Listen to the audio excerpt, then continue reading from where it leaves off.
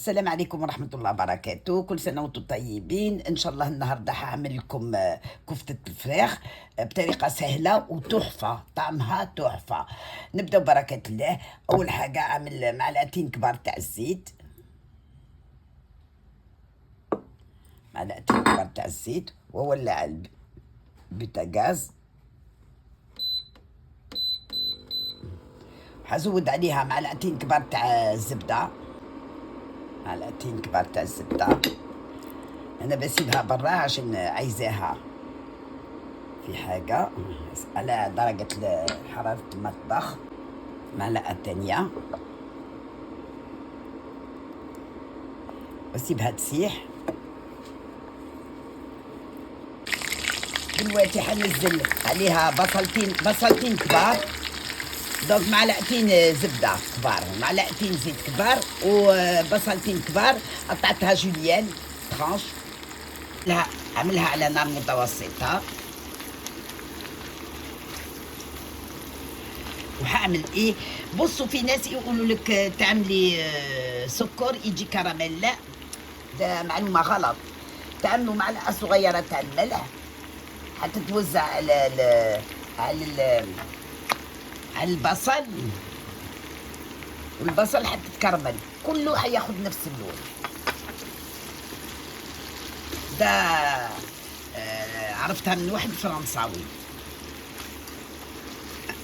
عنده مطعم في فرنسا، مطعم صغير، وانا بهزر معاه وداني الوصفة دي، وصفة فرنساوية.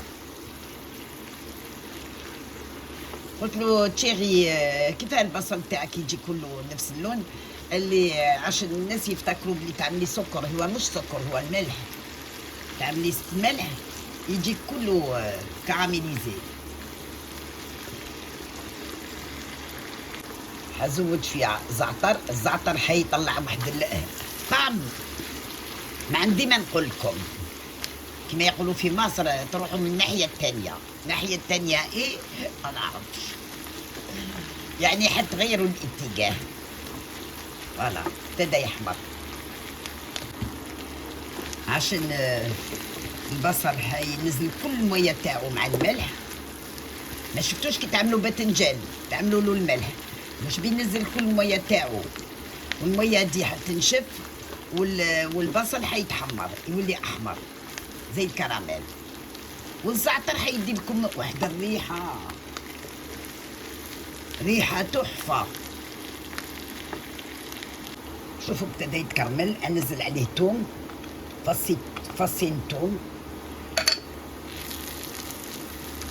ما نخلوش كتير عشان التوم يسود على طول.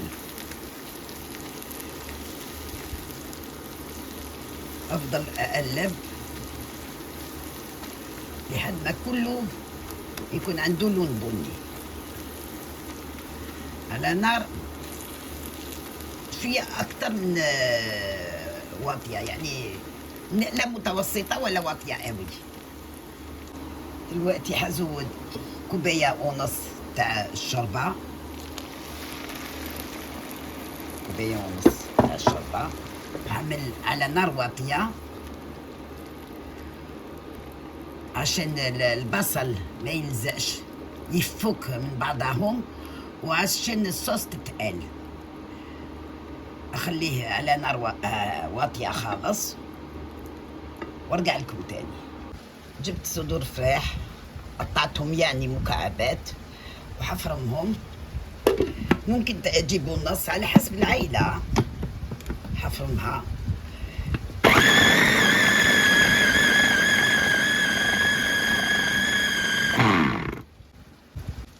شوفوا فرمتها ما خدتش ثواني. شوفوا فرمتها ازاي، اتفرمت كويس قوي. شوفوا الصوص تقلت ازاي. ده انا هاخد حته هنا قيس معلقه،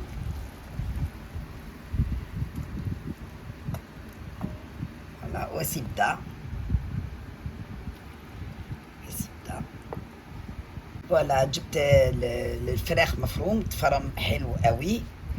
هجيب نص كوبايه من بقسماط، ونص كوبايه من شيدر مطحون، شيدر مطحون. وحط بيضة وحدة، بحط مباشرة عشان البيض طازة. وحط البصل المكرمل اللي شلت معلقة كبيرة. وحط تقريبا معلقتين تاع بقدونس. حاعمل شوية فلفل أسود، معلقة صغيرة فلفل أسود. وحط معلقة صغيرة تاع المستردة. عشان كده مش حكتر الملح، حعمل معلقة صغيرة تاع الملح يا دوبك، عشان المستردة أصلا ملحة. فوالا، حقلب كله مع بعض باليد. توكلنا على الله. وما تنساوش باللي الشيدر كمان ملح، في ملح زي ما قلت لكم. تعملوا نص كوباية كيف يقولوا بقسماط، وتعملوا معلقتين تاع بقدونس، تعملوا بيضة، نص كوباية تاع شيدر، ومعلقة صغيرة تاع مستردة، معلقة ملح، معلقة صغيرة تاع الفلفل، وتعجنوا. لو لقيتوها سايلة قوي تزودوا بقسماط. هذه هي الحشو. هذا هو الفراخ، كفتة فراخ. والله العظيم غير تجيكم. وممكن تعملوا هعمل كمان التوابل تاع الكفتة. هعمل شوية توابل. يلا، بهارات تاع الكفتة. فوالا أحسن.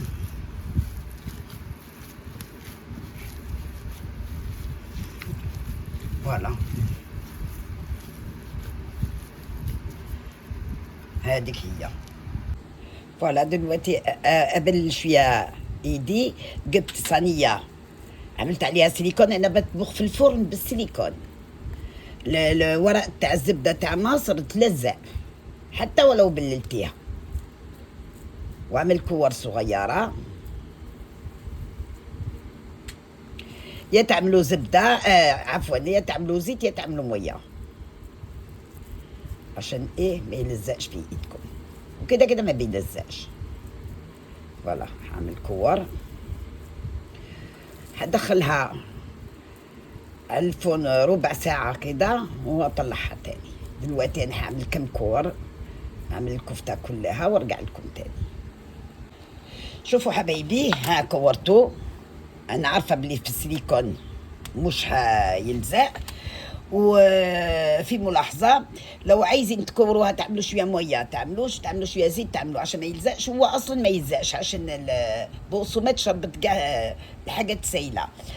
وكنت عايزة أقول لكم إيه كمان، ما تكتروش الملح، عشان اسمه إيه، شيدر في ملح، وعشان المستردة في ملح، وعشان البصل اللي كرمته في ملح. هعملها في الفرن ربع ساعة وارجع لكم. شوفوا حبايبي، انا هنزل الصوص هنا في الصينية.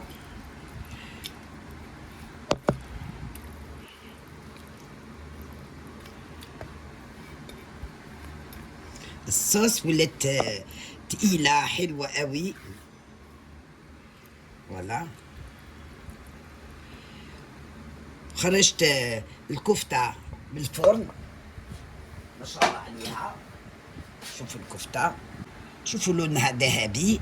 انا هعمل ايه، هي لسه سخنة. هعملها في الصينية.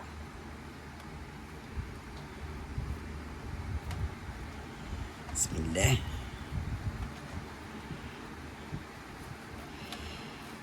عشان كده ما بحبش احط في السيليكون، في ورق الطاهي هذيك عشان تلزق.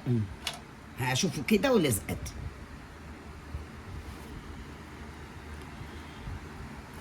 هزقها عشان سخنة. شوفوا، اعملوا كده وبعدين لفوها من الناحية التانية عشان تشرب شوية من الكراميل بصل.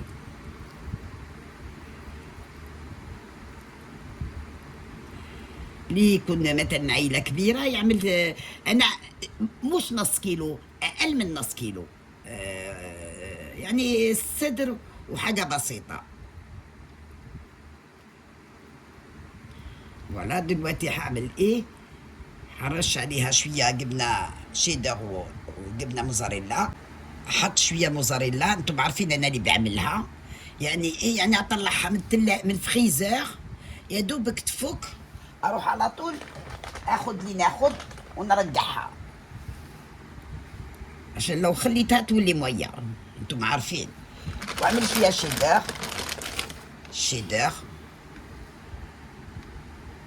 شيدر كما يقولوا هنا، شيدر. فوالا كل ده يجي لكم يا نو نو نو نو نو امبوسيبل. حاجه ايه معتبره، تقدروا تعملوها للضيوف. فوالا وزود عليها الزعتر. الوغ الزعتر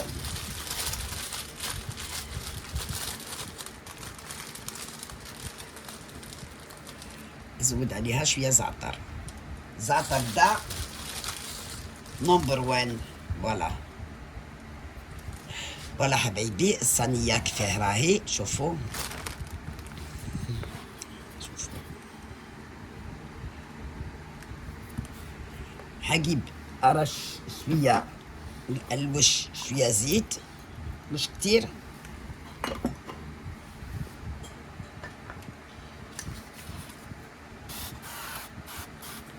شويه زيت وادخلها في الفرن. اروح ادخلها على 180.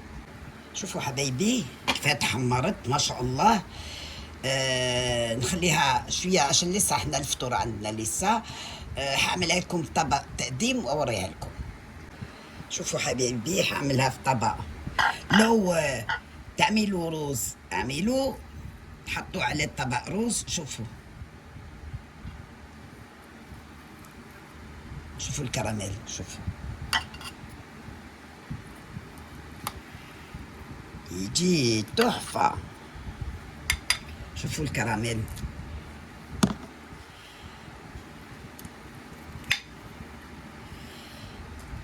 اللي يقدر يعمل رز يعمل رز، انا ما بحبش، انا اصلا ما بحبش الرز.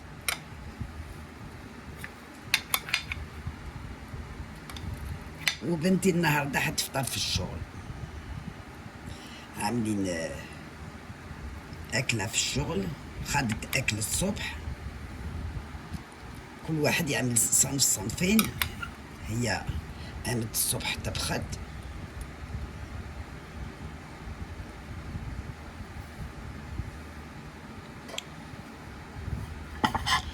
شوفوا حبايبي، شوفوا الموزاريلا، شوفوا شوفوا شوفوا الكراميل، بصل الكراميل. شوفوا شوفوا بسم الله، شوفوا استوى ازاي. شوفوا